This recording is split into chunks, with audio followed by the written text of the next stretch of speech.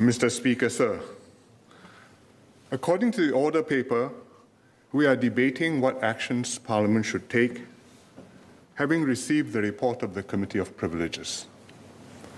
But as the Leader of the House told us just now, the broader issue before us is how democracy should work in Singapore. What are the institutions, the norms, the values that are essential for our democratic system to function properly? How do we apply these general principles to specific cases, like the one before us now, so as to protect these institutions, norms, and values? And how can we secure our democracy for the future so that it can long deliver happiness, prosperity, and progress for our nation? These are the three more fundamental questions that I wish to discuss today.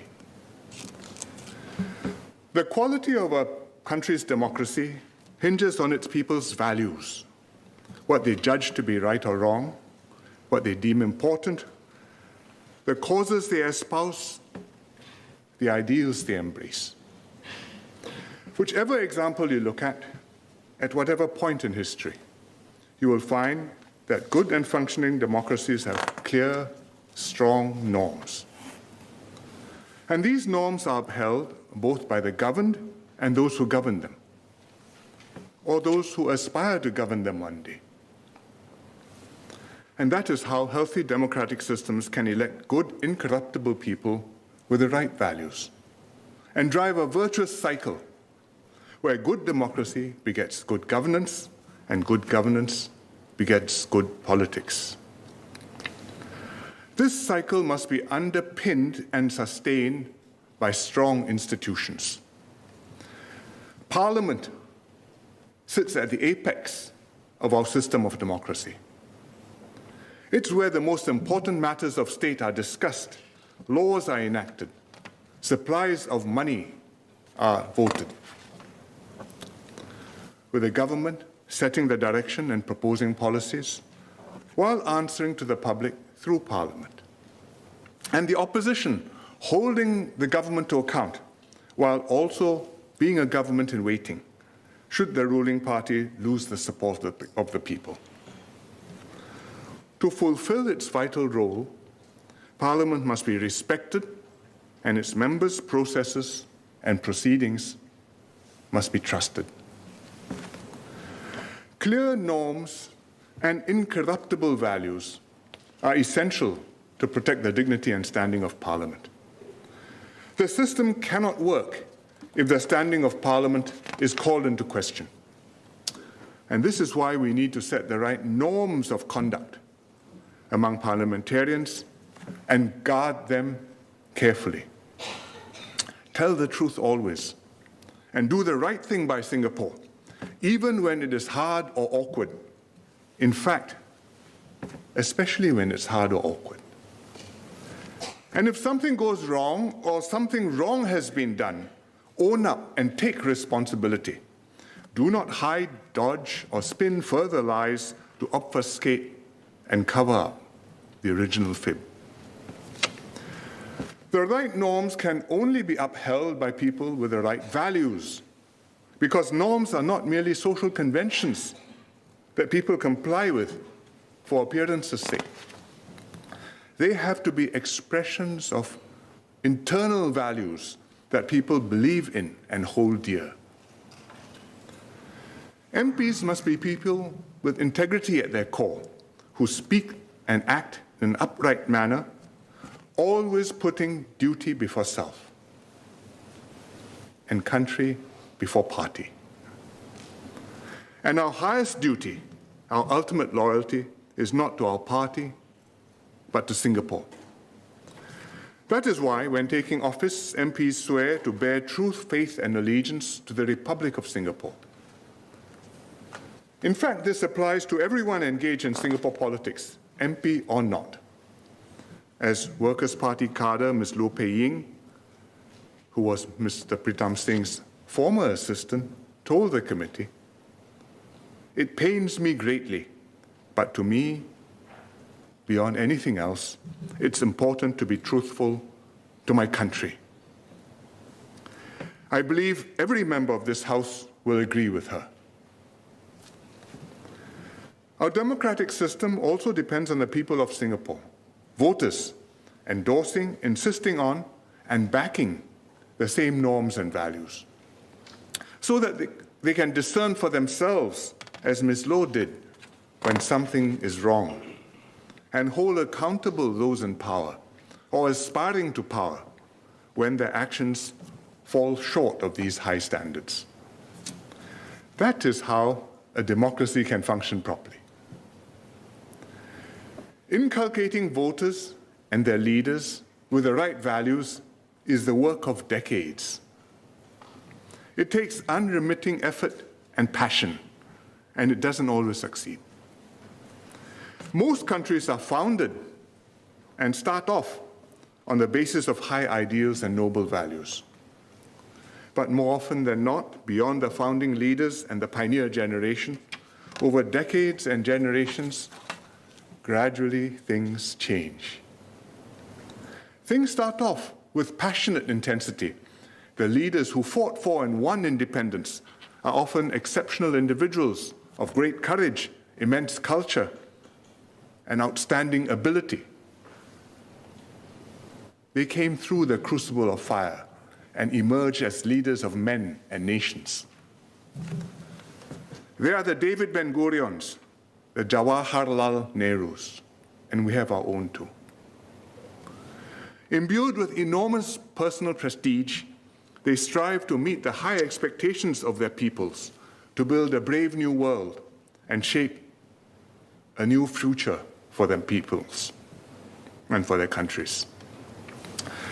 But beyond that initial fervor, succeeding generations often find it hard to sustain this momentum and drive. They start out as healthy democracies with idealism and zeal, but over time, the tone of the society changes. All too easily, a slip here, a blind eye there, a fudge, a trim, and gradually things go downhill. The texture of politics changes. Respect for politicians declines. After a while, the electorate comes to think, this is the norm and you cannot expect better. And so, standards get debased, trust is eroded, and the country declines further. Many political systems today would be quite unrecognizable to their founding leaders. Ben-Gurion's Israel has morphed into one which can barely form a government, despite 4 general elections in 2 years. Meanwhile, a stream of senior politicians and officials in Israel face a litany of criminal charges. Some have gone to jail. While Nehru's India has become one where, according to media reports, almost half the MPs in the Lok Sabha have criminal charges pending against them, including charges of rape and murder. Though it is also said that many of these allegations are politically motivated. What is to prevent Singapore from going down the same road? Nothing. We are not intrinsically smarter or more virtuous than other countries. Modern Singapore does not come born with a fail-safe mechanism.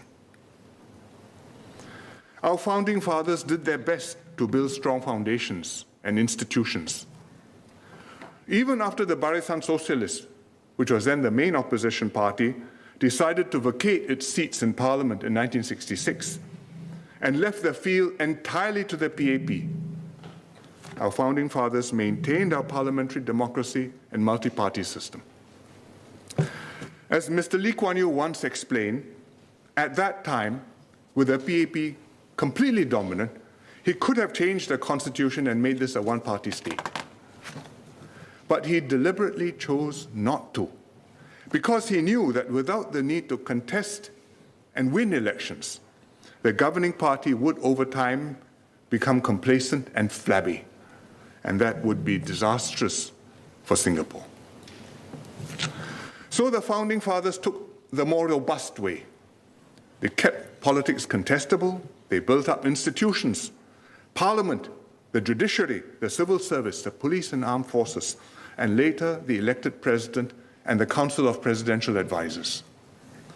To enable Singapore to operate on a more resilient basis, not dependent on a few key people pulling all the levers, pushing all the buttons, making everything work. Still, to operate these institutions, you need good people, and they needed to recruit, train, and deploy ministers, MPs, judges, civil servants, experts in many fields. People of ability and commitment, with a sense of public service, and above all with honesty and integrity, whom Singaporeans could rely upon to do their duty, put Singapore first, and make this country succeed. And that is how the system we have today came to be. It is incumbent on all of us, each succeeding generation, to protect and build upon this system that we have inherited. And this requires us to uphold integrity, enforce rules and standards, apply the same rules equally to everyone, make sure nobody is above the law. If we can do that consistently, persistently, unflinchingly, then we have a shot at making things work. People can trust our leaders, our systems, and our institutions. Our democracy can mature, deepen, and grow more resilient as both the governed and the governing embrace and express the right norms and values. Singapore can continue to flourish. But if we allow ourselves to slacken, loosen standards here just a bit, overlook a lie there just this time, the virtuous cycle will stutter and start to fail. What is the key factor that keeps this virtuous cycle going, keeps Singapore on the up and not on the down? It is trust. On his 100th birthday, Mr. George Shultz, the former US Secretary of State, reflected on this. This was a year and a bit ago, December 2020. He wrote an op-ed upon reaching 100 years old. And he said it was one of the most important lessons in his long life, that trust is the coin of the realm. When trust was in the room, he wrote, good things happened. When trust was not in the room, good things did not happen. Everything else is details. We saw how this worked in the COVID pandemic. Trust was a key factor why some countries did better than others. I've been saying this for 2 years, but recently there was a study published in The Lancet, a British medical journal, which confirmed this, studied multiple countries and found that countries with high levels of trust and together with that low corruption saw lower infection rates and higher vaccine coverage. Because the people's trust in government and their trust in each other made much more difference to the outcome even than the resources spent on healthcare and even whether they had a universal healthcare system or not. What mattered most was, did they trust each other? Did they trust their leaders? Singapore is fortunate to be one of these high-trust societies. We have tried to build upon it during the pandemic, but it is something that we have today because we have nurtured it for decades and built it up, patiently, assiduously, step by step, never allowing it to be eroded, and therefore having this with us when we go into battle, an enormous asset. The opposite happened in other countries, for example, in the US and UK. In the US, trust in the political system has all but broken down. 3/4 of Republican voters have been made to believe that the last presidential election in 2020 was stolen, that Mr. Biden is not a legitimate president, and Mr. Trump should be the president today. Now, how do you uphold a system when a large segment of the population is convinced that the elected government is illegitimate? Every issue is politicized, government becomes gridlocked, the country suffers. And that's a key reason why many Americans refuse to be vaccinated or to wear masks, why they revolt against measures to keep themselves safe, and why they have suffered so many COVID-19 deaths. Or look at the ongoing uproar in Britain about the Partygate scandal in Westminster, the mother of parliaments, no less. The scandal has been attributed to failures of leadership and judgment in an official government report. By ignoring its own rules, the current UK government has caused a severe breakdown of trust and lost credibility in its COVID-19 controls.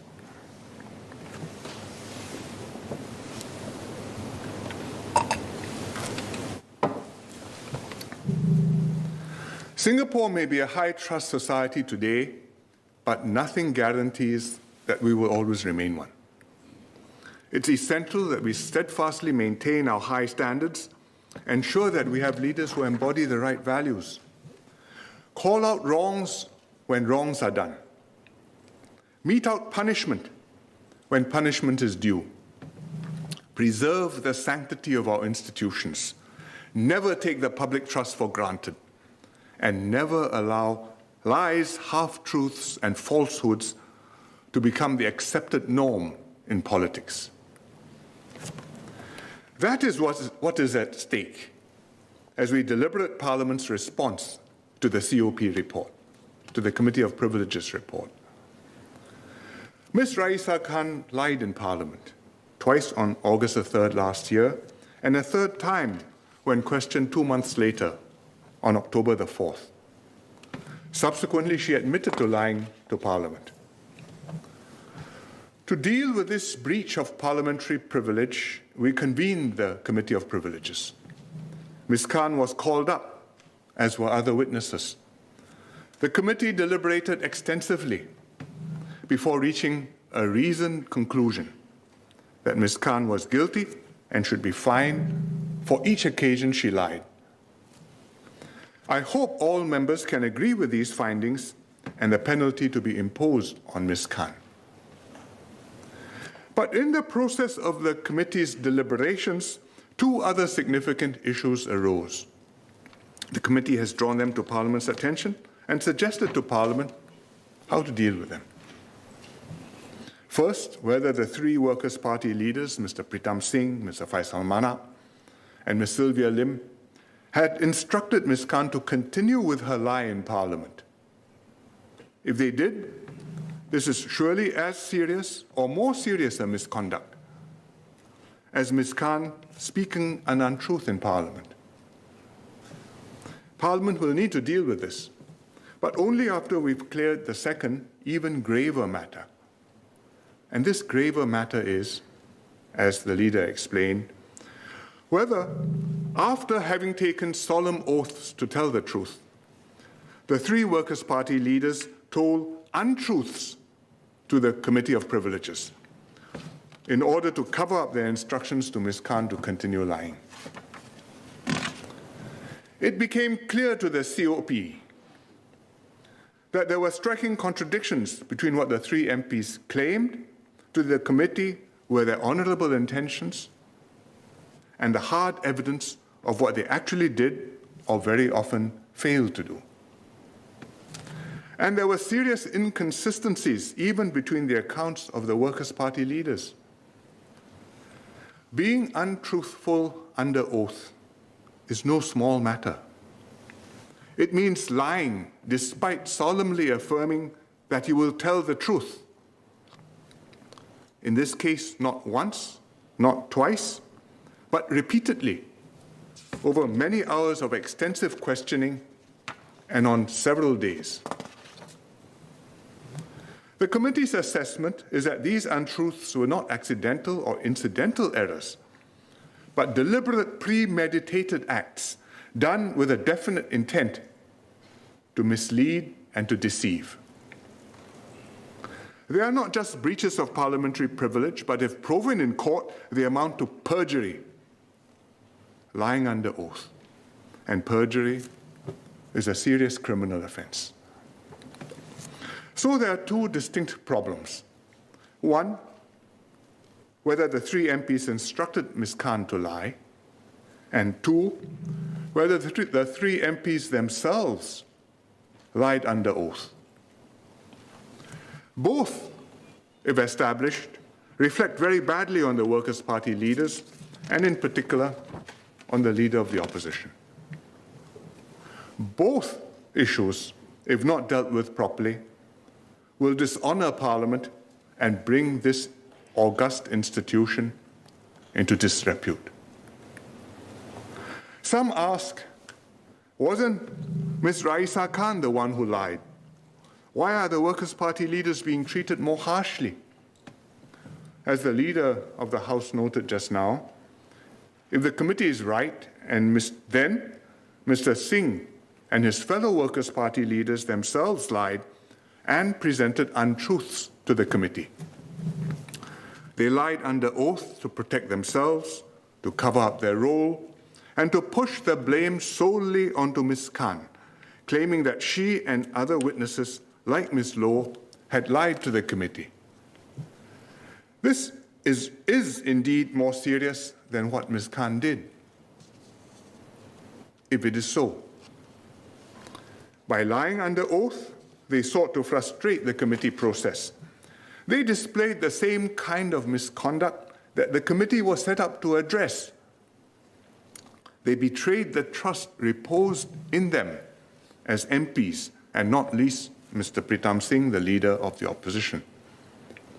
And this, I hope members appreciate, if true, is a very grave matter.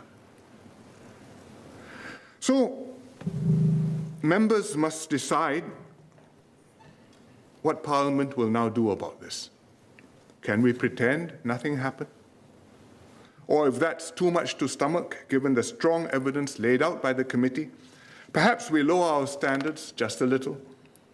Note that untruths were told, but argue that it was, after all, not so serious a lie, and no harm was done. If we do either of these things, we too would become complicit in dishonoring and demeaning Parliament. We must take the transgression seriously and act on it. And I'm glad that's a conclusion the committee has come to and recommended to the House. What alternative choices did the committee have? It could have recommended to Parliament to administer a token slap on the wrist. But that would show that we were taking a very serious matter rather lightly. Worse, by lowering our norms, we would be telling Singaporeans that it's really not so bad for elected leaders to lie. Alternatively, the committee could have recommended that Parliament itself metes out an appropriately heavy penalty. This is something that Parliament has the power to do. But had the committee recommended that, and Parliament decided on the penalty itself, the opposition would surely have cried foul and accused the PAP of using its majority to persecute the opposition. In fact, they're already insinuating this as a smokescreen to obscure the real issue, that the Workers' Party had lied while under solemn oath. I believe, therefore, that what the committee recommends is the best way forward. Since the criminal offence appears to have been committed, let Parliament refer the matter to the Public Prosecutor. Let the Public Prosecutor consider the evidence afresh. Let the system work. If the charges are filed, Mr. Pritam Singh and also Mr. Faisal Manap can defend themselves in court. The court will have to be satisfied that their guilt has been established beyond reasonable doubt, and if they're innocent, they have nothing to fear. I commend this course of action to the House, and if I were Mr. Singh, I would vote in favor of both motions. Fine Ms. Khan, because she's guilty beyond doubt. In fact, Mr. Singh's own party member, Mr. Dennis Tan, who was on the committee, thinks she should be fined more heavily for the second offense. And if Mr. Singh maintains that he and his fellow Workers' Party leaders have done nothing wrong, he should also vote in favor of referring his own case and that of Mr. Faisal Manap to the Public Prosecutor. Indeed, he should demand a court trial in order to have the full opportunity to defend himself, vindicate his reputation, and clear his name. That is what I would do if I were Mr. Singh. Regrettably, pro-Workers' Party voices on the social media have taken quite a different tack. Before the matter can be conclusively determined, if necessary in court, they are doing their best to confuse the issues and rouse sympathy. They are asking the public to clear the names of the 3 MPs, suggesting that referring the case to the public prosecutor is political persecution. What they're really saying is this: don't look too carefully at what Mr. Singh did. Just remember who he is. He is the opposition that you voted for. He's the leader of the opposition.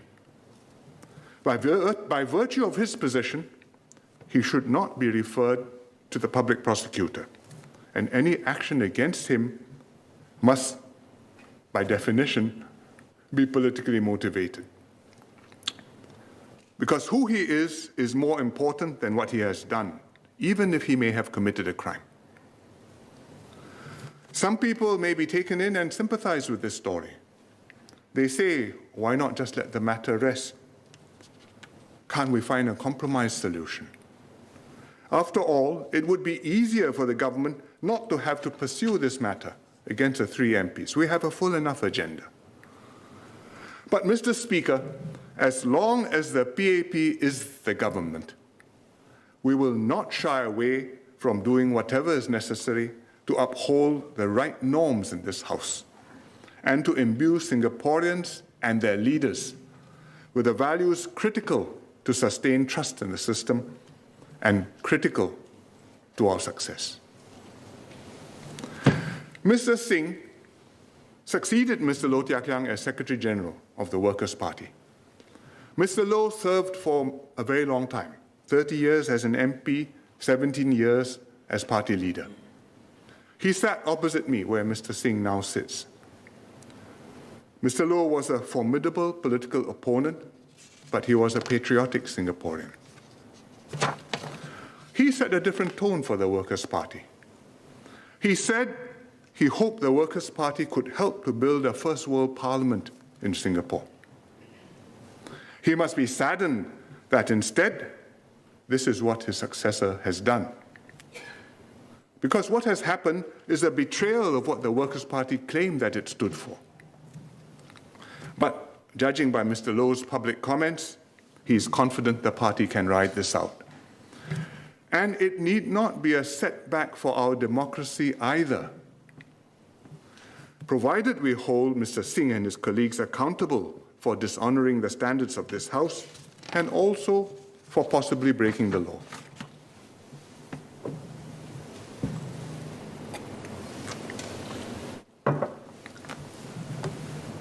Mr. Speaker, we are all engaged in the same project to build up Singapore's democracy and create a political system that will serve Singaporeans well for many years to come.